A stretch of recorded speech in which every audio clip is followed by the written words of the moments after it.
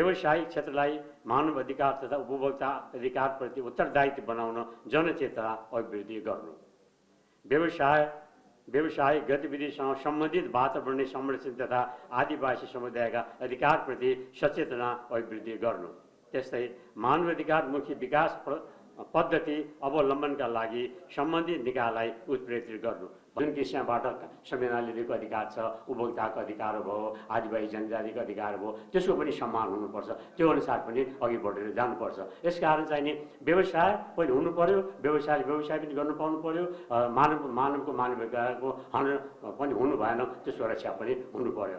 विद्युत प्राधिकरण भनेको चाहिँ होइन, पुलमा त हामीले नसुन्नु भनेको छ नि, किन गएको छ त भन्ने यो किसिमबाट प्राधिकरण भनाइ एउटा, जनताको भनाइ एउटा, तर जनता त मर्नु भएन नि।